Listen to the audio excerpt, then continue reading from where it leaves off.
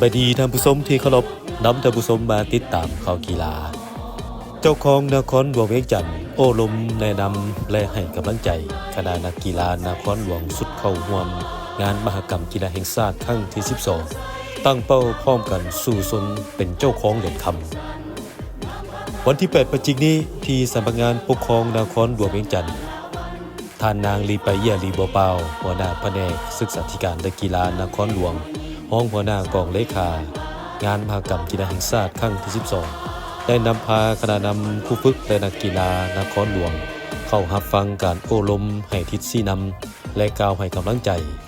ของท่านปริญญาเอกอาสพังทองศรีพันดอนเจ้าของนครหลวงเวียงจันทร์คณะรับผิดชอบระดับชาติประธานจัดงานมหกรรมกีฬาแห่งชาติครั้งที่ 12โอกาสดังกล่าวท่านนางลีไปเยี่ยลีบัวเป้าได้รายงานให้ทราบความพร้อมล่าสุดของคณะนักกีฬานครหลวงในการเข้าร่วมชิงชัยงานกีฬาแห่งชาติครั้งนี้ซึ่งมีคณะนำคู่ฝึกและนักกีฬาทั้งหมด915คนในนี้คณะนำ116ท่านคู่ฝึก156ท่านนักกีฬา629คนเป็นหญิง257คนร่วมแข่งขันครบ33ประเภทกีฬาที่บรรจุเข้าแข่งขันในงานครั้งนี้ปัจจุบันหลายประเภทกีฬาแมนมีความพร้อมแล้วซึ่งได้ตั้งเป้าจะสู่ชนญาติให้ได้ลักห้อยเหรียญคำและเป็นเจ้าของเหรียญคำโอกาสนี้ท่านปริญญาเอกอาสพังทองศรีพันดอนได้กล่าวแสดงความชมเชย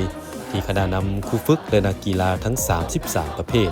ได้เสียสละเหือแหงทุ่มสุดกำลังเพื่อเกี่ยมความพร้อมให้เต็มที่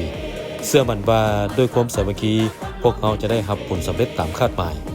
พวกเขาจงภูมิใจที่ได้เป็นตัวแทนของชาวนครหลวงเกือบ1 ล้านคนสู้ให้สุดกำลังด้วยน้ำใจนักกีฬาเพื่อเป้าหมายสูงสุดคือการเป็นเจ้าของเหรียญคำพร้อมกันนี้ท่านยังได้เฮียงห้องให้คณะนำและคู่ฝึกแต่ละสหพันธ์สืบต่อติดตามสุขยู่นักกีฬาทั้งการฝึกซ้อมและแข่งขันยกสูงความสามัคคีเป็นเอกภาพเป็นเจ้าภาพที่ดีเคารพกฎระเบียบรักษาสุขภาพมีน้ำใจนักกีฬาและอวยพรให้โชคดีได้รับชัยชนะและประสบผลสำเร็จดังคาดหมาย